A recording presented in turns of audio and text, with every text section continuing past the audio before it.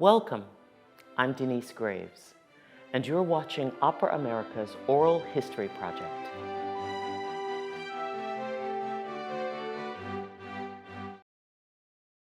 Susan Fader, hello, and thank you so much for being with us today. Our 50th anniversary was interrupted pretty powerfully by COVID, but we were setting out to create an oral history and to talk to 50 people who've made an indelible impression on American opera over the last half century, and you are clearly one of those people. So thanks for joining me today.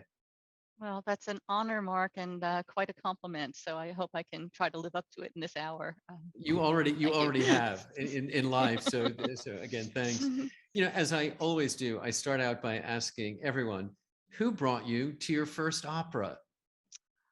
My first opera was my middle school music teacher, Donald Hoople. We had a wonderful public music program in our the White Plains Public Schools, and it's where I started violin, and I played in my first orchestra. And the 8th grade class trip was to the Metropolitan Opera. So we spent weeks, if not months, preparing for that trip, and it was Carmen. And I looked it up this morning, just wondering who might have been in that cast, and it was Grace Bumbry and Mirella Freni and Richard Tucker and Sina Diaz, and none of whom would have meant anything to me at the time, but as that was the season for the new production of Carmen. Was your first impression one of like, I like this? Was it not a convincing first experience? Oh no, it was a wonderful first experience, and honestly, one of the greatest parts of it was not only seeing the lights ascend in the Metropolitan Opera, but that they left the curtains up in between acts to see the magic behind the making of the opera, which of course we can do on HGTV now, but that was really something in 1968. Yeah, and we hear it anecdotally across our industry that when audiences get to actually see, because there's a curtain gets stuck, something happens, they love seeing what goes on backstage. It's very funny. Yeah, and I was at that point, I was a violinist, I was an active instrumentalist, I was playing in summer camps and all county orchestras, so coming from that experience. But my parents also had gotten a subscription to the New Met, which had been a year or two earlier, and my father had been a supernumerary at the Met in his youth. But they didn't take me to opera, oddly. They took me to Broadway musicals at that stage of my life. So isn't that interesting? Yes, yeah. And even though you were a young violinist, did you go to symphony performances? Occasionally, my grandfather had a subscription to the New York Philharmonic, so we would go once a year. But my first time at Carnegie Hall, I was backstage with the New York Youth Symphony, and I saw it from that vantage point rather than the audience. Not a bad view. Right. Yes. So I want to just talk about your entry into the music business. Of course, when you went to college, you sort of had a double major. Music was one of those, and then you went on for graduate work and was focused on music. So, what was the journey from youthful violinist into music as your area of study? Well, I thought I wanted to be a violinist, and my parents told me that I could study music in college as long as it was at an Ivy League school. And back in those days, mere mortals were able to get into Ivy League schools. Princeton had gone co-ed a couple of years before, so this was plausible. But my Princeton education was entirely in musicology. Performance was extracurricular. And somewhere along the way, I realized I wasn't going to be a good enough musician, but I had gotten very interested in the history of music, the context in which music was made, the power of music to change hearts and minds and to contribute to our cultural well-being. And at Princeton, as I say, it was extracurricular, but the new music at Princeton was very much the Milton Babbitt School. And I would occasionally play for graduate student compositions, which is probably where I first encountered Daniel Catan. So I don't remember that in any detail, but I'm quite sure I would have played for something for him. Wow. Now that you mentioned that, I remember that connection when we saluted him. Right. And what struck me too is that you, like one of my brothers, you went from an East Coast school to a West Coast school for your graduate program, from Princeton, a rather measured environment to Berkeley, Absolutely. a very different environment. What brought you cross country? Well, very intentional that I wanted to see New York as not being the center of the universe. I had a gap year in between where I went to Rome with a friend and had just a year on my own. I did play in orchestras there. I taught elementary school music, but I had that Berkeley acceptance into my back pocket. Yeah. And Berkeley had a great program, and it was in the Bay And, Area. and once again, a musicological focus. Very Did you, definitely. did you continue playing violin even while you were in I graduate did. school? Yeah, Okay. yeah, yeah, yeah. And then, I noticed that your first professional work was at the San Francisco Symphony, at least what I understand from your bio. And there you were writing program notes and doing other, musicologically related work for the symphony. And it seems like that's a natural outgrowth from your life as a violinist to work in symphony. That was very much a part of it, Mark. And serendipitously, I had met Michael Steinberg at a party of Berkeley graduate students. He was, in fact, dating a Berkeley graduate student at the moment. And I walked into that party and he looked terribly bored. And I knew he had spent a lot of time in Italy. So I went over to him and started talking about Italy. And some months later, he was at that point the artistic advisor at the Boston Symphony. And some months later, he was invited to take on the same position at San Francisco. And he asked me if I wanted to join him. And that was a very quick and easy yes How for fantastic. me. But I waited until after my graduate exams were passed, and I asked for a leave of absence and caused all sorts of disruption. But And then I learned in the lobby of a Philharmonic performance over at Alice Tully Hall just this fall that Deborah Borda was at the San Francisco Symphony she when you were certainly there. was, absolutely, yes. Peter Pastrice was the executive director. John Gidwitz was the orchestra manager. Deborah was the artistic administrator. It was incredible brain trust. And I Wow, was and I was I actually didn't know. editing the program book rather than writing program notes. Michael, of course, did that. But along the way, we realized that there were some he just never got around to, and sometimes that was new music related. And so I started picking up the pieces on that, and that's how I got my start as a program note writer. Where was your opera interest at this moment in your burgeoning career?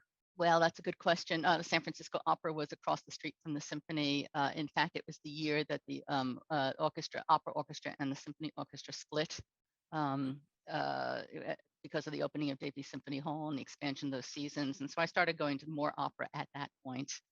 Um, Heard some of my first Ring, but not entirely while there. And the interest in opera grew more later in my career, I would say. Mm-hmm, mm-hmm. Once Was your interest in new work um, present all along? And there you were, the Milton Babbitt School at Princeton, playing perhaps for some Daniel Catan work. So new music was a part of what you had studied. You are so clearly identified today with new work. Was that always an interest that was part of your It was outlook? a burgeoning interest, but I think it came when I returned to New York after 2 years at the symphony to coordinate the American Grove Dictionary. And two things happened. One was, how were we going to populate that dictionary? What were the contents in it? And Wiley Hitchcock, the co-editor of the dictionary, had been writing the program notes for a young orchestra called the American Composers Orchestra, been founded in 1977. And he said, "Would you like to take this on? It's just too much for me at this point." So that was my major introduction to living composers and new music. And I interviewed every composer before writing the notes and just became fascinated with their journey, what their processes were, tried to create for the audience reading this, because this was the last point of contact before they would be hearing things, some points of entry for listening. And what was it in the composer's career trajectory that caused them to write that particular piece at that particular time? And that varied. If I was dealing with a dead composer, it obviously was taken from secondary sources, but more often I got to interview. The other thing was in San Francisco Symphony, there was a young composer who started a program called New and Unusual Music, and that young composer was John Adams. So wow. we became friends at that time, and I actually played in a couple of those concerts. I don't know how they got around the union rules, but that was equally an interest in developing interest in new music. So it was organic. It didn't come out of school. It came out of lived experiences, and I'm very grateful for that.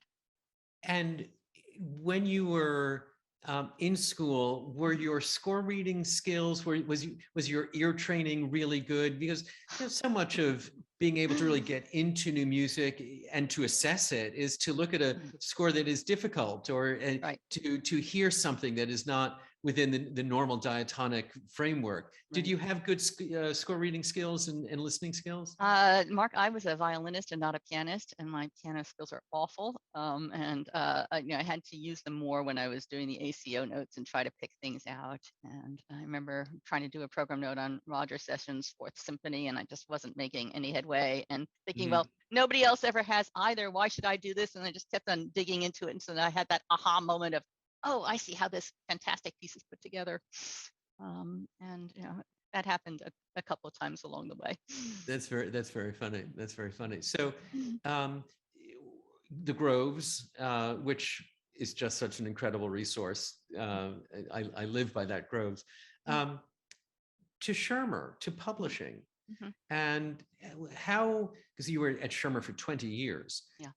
How did that career transition come about for you?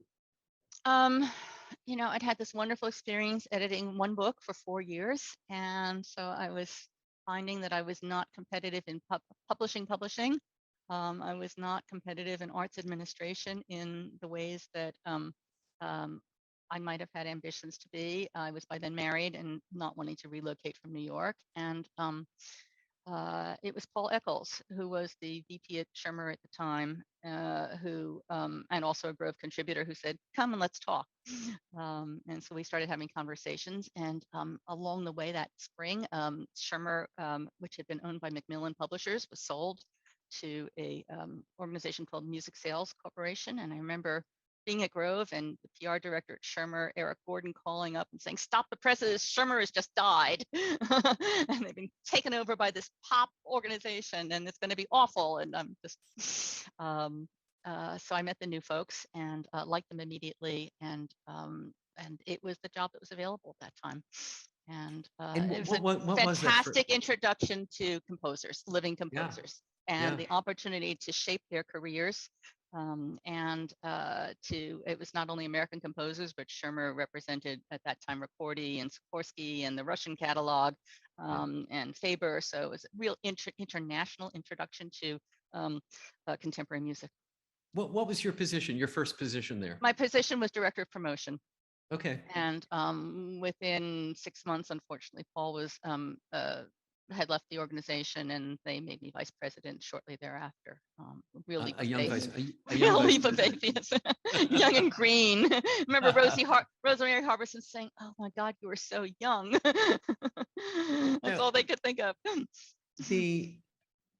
I'm always surprised at, personally, I'm surprised at how much publishers do and how little people actually understand the role of the publisher.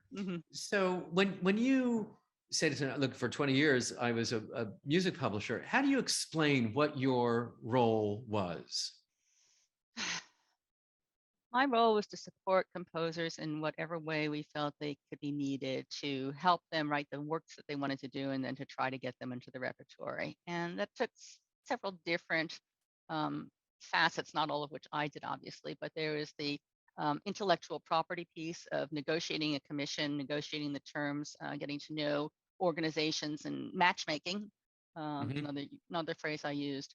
Then there was the production aspect. You needed score and parts and materials. You needed to support the composer in their revisions.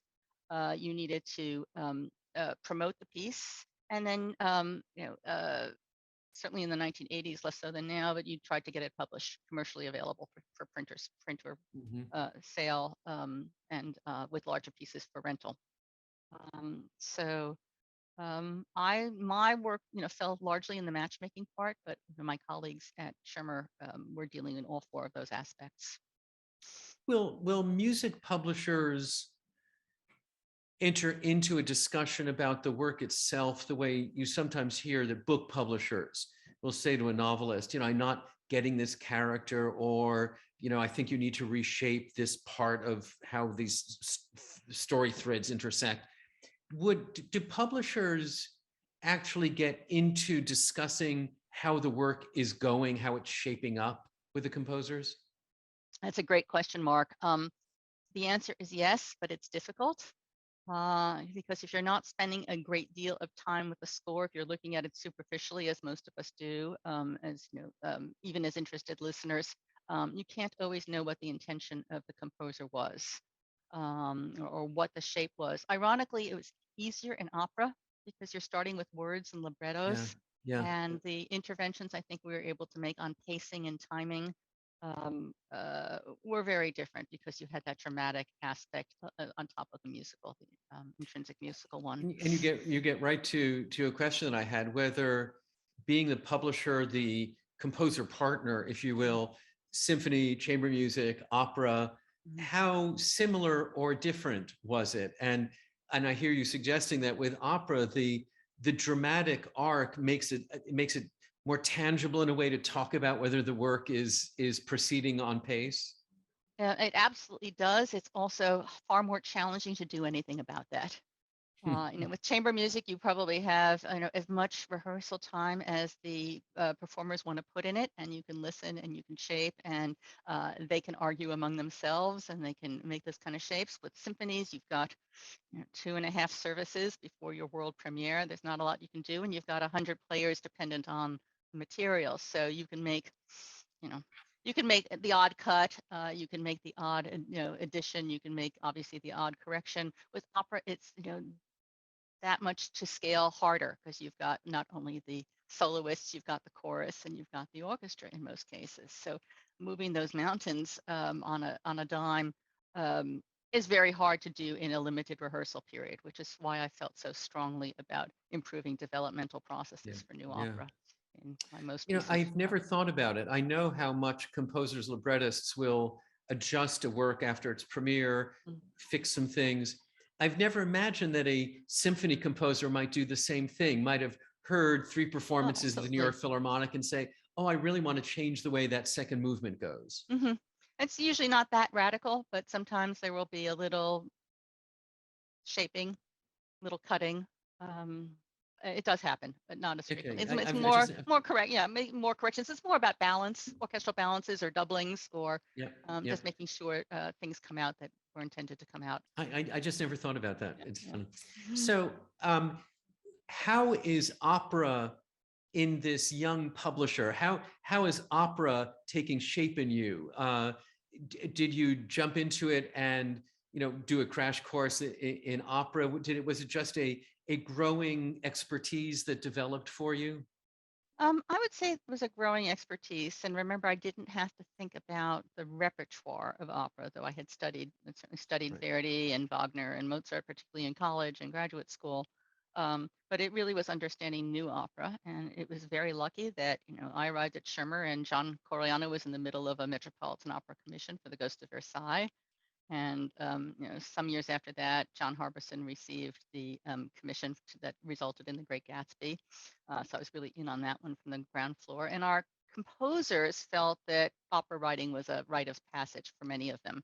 So there was a lot of discussion about topics and getting the rights. And when Andre Previn wanted to do Streetcar Named Desire, there was all sorts of negotiations with the streetcar, the estate, and permissions that would have to be involved. So it was learning by doing. Wow. But of course, when you joined Schirmer, was it 1987, I think? 86, that, So this is something you did your homework. This is my life. It was a very different world for American opera. I mean, Absolutely. 1987 is the year of Nixon in China, which represents a kind of titanic shift in American opera. And yet, so I have to say that Anthony Davis's X, which premiered in 1986, represented the subject matter shift that I think the so-called CNN opera that John got much more credit for. Yeah, very, very true. And that CNN opera label that I'm glad we sort of have escaped from, but it was so popular in the day, those operas about contemporary people or events. So even in 1987, there was a cosmic dearth of American opera on Except in American Houston. Opera Company stages. Except in Houston. And right, Houston.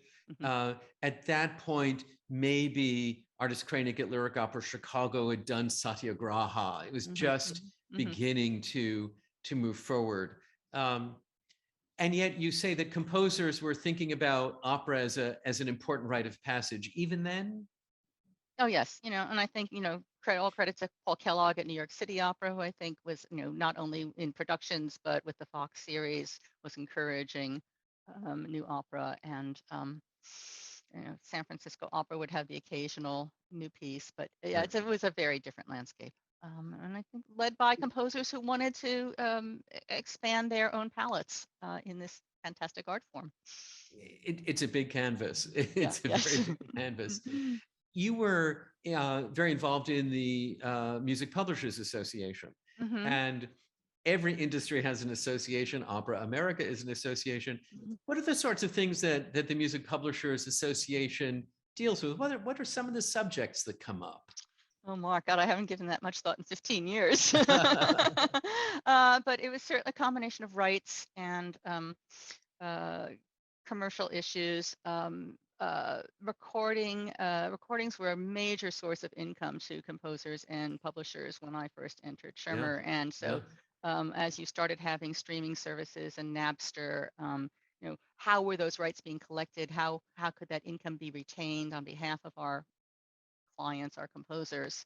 That had an enormous question. How were performing rights being collected accurately by our performing rights organizations, ASCAP and BMI, and their counterparts around the world, and what were the competitive issues?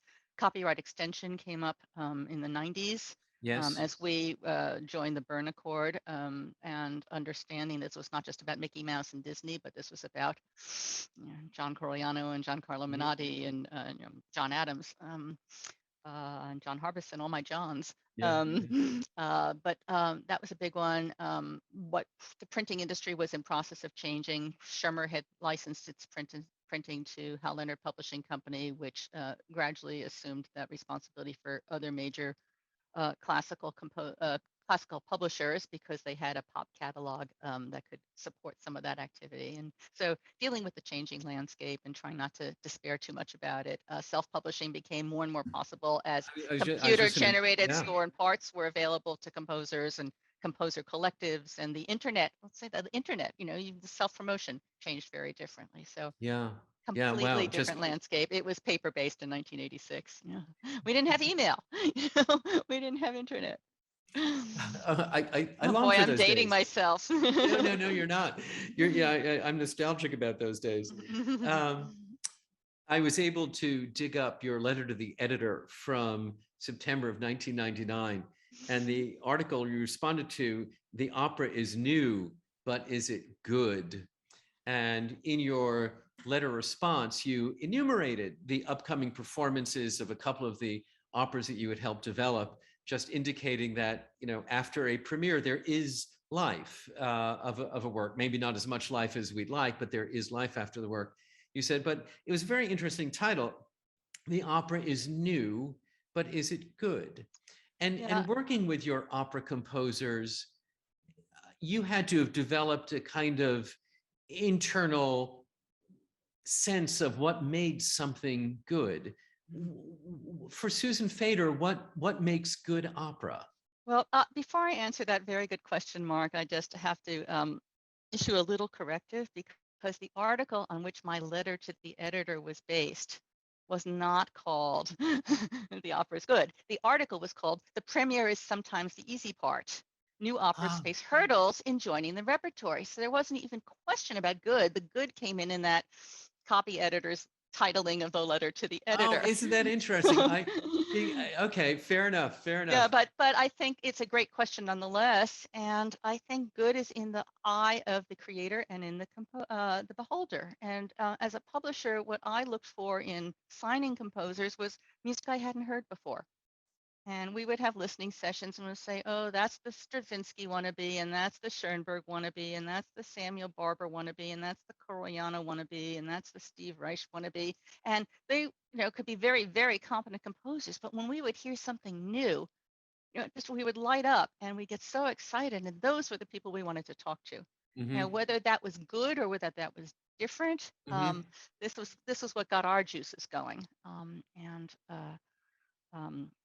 even the finest composers are going to have works that are better and worse, and good years and bad years, and good days and bad days. And writing a piece when their mother-in-law had died, or when they didn't know where the next rental check was coming from. All these external influences can affect what happens in a piece of music, or they were late in delivering.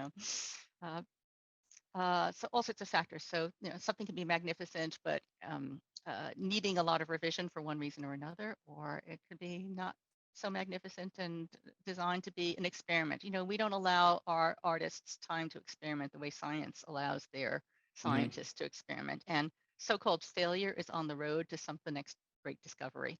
And I think we have to look at music the same way. Well, I mean, that's a perfect bridge, because as I was thinking about our conversation, as a publisher, you were an ally, a partner in the development of work.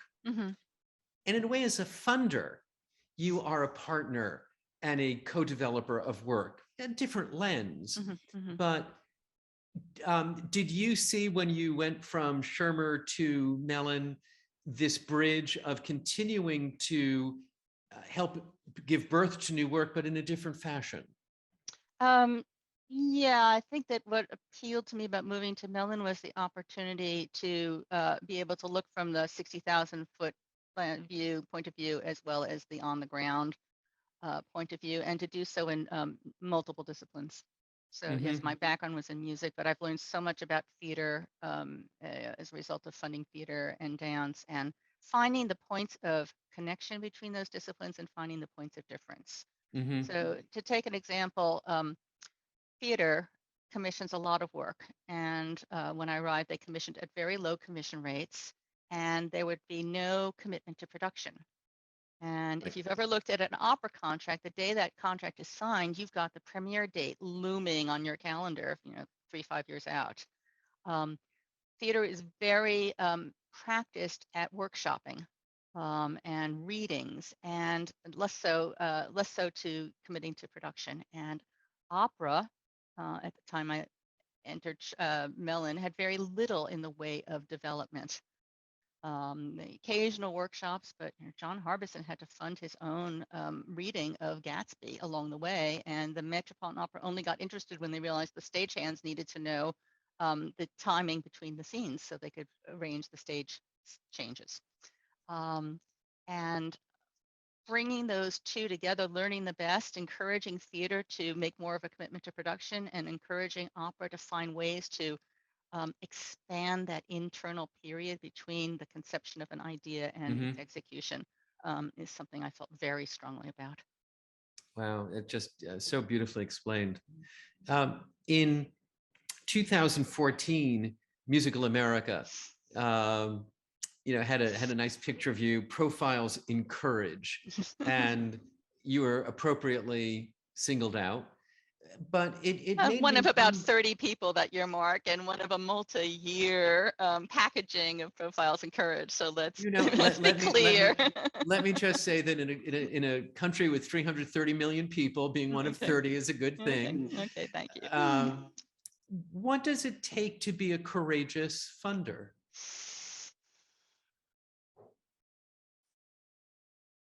The risk in the arts comes not from the funding community, it comes from the practitioners. And I think my role as funder is to identify those courageous practitioners and find ways to support them. And sometimes I call it catalyzing their work. Sometimes I call it midwifing their work. Sometimes I call it sustaining their work. But the risk to us as funders is really minimal. Is there going to be some bad press if something happens, if a company folds or falls apart? Yeah, but it's not going to affect my paycheck or my colleagues' paychecks in the way that a mistake in the nonprofit world can affect affect lives differently. So um, I like to think about risk and courage more in terms of the practitioners. Um, and yet I imagine that even within a foundation that is as large and profoundly committed to the good work that the Mellon Foundation is, that still probably you are having to convince board members who may be more interested in education or more interested in other issues that of why the arts matter, what's going on in the arts. Do you have to do internal advocacy for the arts portfolio? No, is the short answer. The Mellon Foundation was founded on the interests of Andrew Mellon's children, Paul and Elsa, and the arts and humanities were those interests, and that is what our mission is, to support that. So we believe in it fervently. The convincing has to come of, are you going to support organization A or B, and for how long and at what level? But the overall argument about the necessity of arts and humanities is just part of our DNA, and that's How a wonderful fantastic. place to be in. It's just fantastic. Yes. How fantastic. Yes, yeah. What's the hardest part of being a funder? Saying no and ending relationships, because the Mellon I entered had long-standing relationships with a core group of what we now think of as legacy organizations, some of the largest institutions, and was very comfortable in that space. And we did certain things and we didn't do other things. And over the past decade or so, opening up our portfolio in ways that weren't envisioned by the founders is extremely exciting and gratifying and necessary, and predates the acceleration into social justice that one can date to 2020, but was happening already. But that means ending relationships and ending and making room. Elizabeth Alexander, our president, calls it the changing spotlight of philanthropy, and it's overdue. And it's giving agency and empowerment to very, very deserving organizations that have been around for decades but have not benefited from philanthropy. Mm-hmm. Obviously, many of those are what we now call BIPOC organizations, and it's been one of the most gratifying aspects of the job to open up our lenses wider, be less of a gatekeeper and more of a gate opener.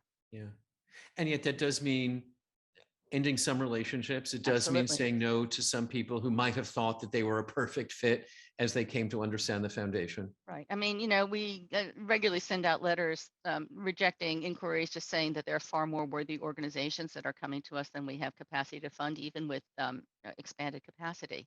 And it's true. And there's just no other way to, when people ask for feedback and say, it's a fantastic program. It's just not as compelling for us in this moment as some other things that we are trying to do with our resources. I know in our own funding programs, assuming we can give out 5 grants and we have 20 applications, it is not difficult to say no to application number 15, 16, 17, 18, 19, 20. Right. What is really hard is saying no to number 6. Yes, because right. it's so good, or number 7, where and then you're faced with, well, do you make smaller grants to more organizations, which is one way of looking at it, and then can you have the impact you need if you are doing that? And those are what lead to the tough decisions, and having to be rigorous about that. And we go back and forth about that. People dream about what it would be like to be a funder, but they don't realize that you do say no a lot more than you say yes. You do, yes, yeah. So interesting.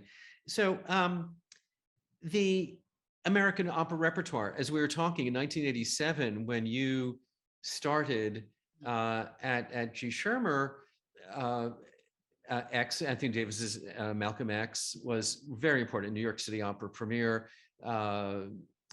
David Gockley in Houston had been doing some work, but suddenly John Adams, Nixon in China just burst forth. And what has followed? The fact now that instead of it's the rare opera company that performed American opera in 1987, it is today the rare opera company that doesn't perform American opera. Right. And there's a role for companies that are premiering new works, and there's a role for companies that do second or subsequent productions of new works. There are some co-production collaborations, which we try to support. How do you feel about what you have helped give birth to? I'm so proud of the artists that have made this work and have been supported by the so many of the major opera companies. Um, I think that there was a feeling in the 80s that new work wasn't good. Getting back to a question you asked earlier, and I would say that new work was under rehearsed and underdeveloped.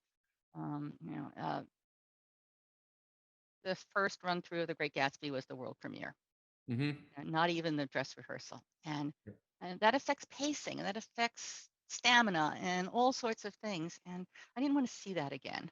Hmm. So I brought that history with me to Schirmer some years later, and sorry, to Mellon, and have tried to support that. I think that the collaborative work, when an opera has a chance to have more than one outing, and credit to the Met and the Chicago Lyric Opera for the partnerships that they've had over the years, but Hmm. to many other consortium that are developing now. And the tough part about that is if there's one slot in the season, the artistic director wants to control what that slot is and maybe not share, particularly for the deuxième or the troisième production. But there is a generosity right now. And Hmm. I haven't mentioned Santa Fe. I think we need to give Santa Fe a lot of credit also for Yeah. being in the forefront of this quietly over the years, move toward opera and or Theater of St. Louis, Minnesota Opera, the companies that realized that this was not a liability but an asset in their season planning. Yeah. And success breeds success. I interviewed Patrick Smith on Monday for this series, Oh and my he goodness, how is singled out. he? He's great. He's going to be 90 this year. He's Oh my great. goodness. And he singled out John Crosby as being so important early on in bringing not only the concept of a summer festival forward, but bringing new work forward as part of any good summer festival. Really, really important. Right, yeah, And to your point, it's also the case, how many great composers do we know whose first operas weren't very good? right. And as we've developed an army of American opera composers, what about their second, their third, their fourth, their fifth operas? And we have Many of them lived don't get that chance. I know. We've lived so long with a diet of people's first operas. Right. And if you took the first opera Luciacillo, right, exactly, of Mozart, Puccini, Verdi, Wagner, it would be a pretty thin gruel season, Right. Yes. Scene. Yes. So you have been working to extend the developmental process and to provide support so people can discover the work as it's developing. Mhm. Are there other weak spots, if you will, within the new works development process that you would wish to bolster? I would love to see a further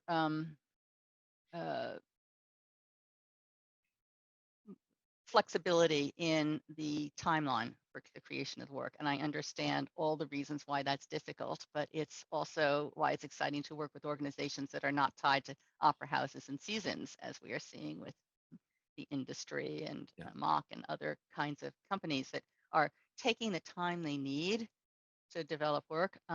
I was surprised. We've had a composer in residence program with Opera Philadelphia for a number of years. I expected more companies to get excited by that model as it has been for years with symphony orchestras, but I think that speaks again to the fewer number of slots available for new work development. But the composers that went through that Opera Philadelphia process have become opera composers. They understand what it takes to make an opera. They understand Fach, they understand balance, they understand repertoire that they might not have heard otherwise, and making those opportunities more available. Opera composition is not taught in colleges in that way, and libretto writing absolutely is not. And I think this was another issue of finding librettists that understood the balance between the poetry and the drama, and the need to have fewer words, not more, in order to leave space for the music. And I think this is another area we have tried to help out in with various of our grants. Yeah. And I did speak to Patrick, of course, because he wrote such a wonderful book about the opera libretto in 1970. Yes. And since he wrote that book, the way the American opera libretto has taken on new prominence in the balance of words and music to return opera in a way to a more theatrical rootedness rather than just an auditory musical experience. So it's been a very interesting development as you've watched this work Yes, become John ever more Coriano, connected. John Coriano was absolutely adamant that Bill Hoffman get equal billing with him, and this was, oh my God, I can't get that into the brochure, you know. But I think you're absolutely right about the prominence of the librettist and the librettist as a dramaturg as well as a co-creator.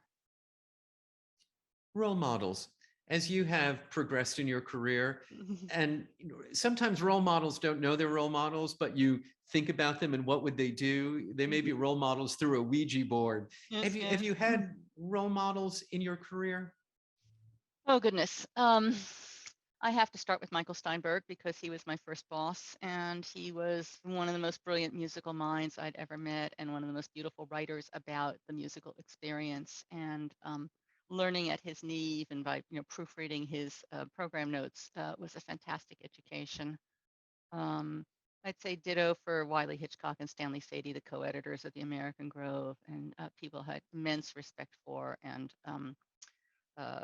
gave me agency to grow as a young professional. Was really wonderful. And there's so many others, but they tend to be artists now, and not all of them are older than I am. And it gets even harder now, but I had some wonderful, wonderful relationships with the Schirmer composers. And Yeah. I think about the Johns, particularly Harbison and Coriano. And It's quite a cluster of Johns, yes, yeah, for yes, sure. yes. But Gabby Frank and Tundun, and just the mentors in terms of what the possibility of the creative spirit could be. Role models in that way, for sure. Yeah. You must be asked for advice all the time. Either those wishing to be funders, those wishing to be composers, perhaps those wishing to be publishers. Is there different advice for different avenues, or is there a universal advice that you give as people ask you for? Well, the advice I give most often is to young parents, and I say, do what you believe you think is right, because your kid is going to end up in therapy anyway. And kind of works about everything else. But for artists and composers, it's similar. It's follow your muse, follow your inner muse, believe in it, stick by it, and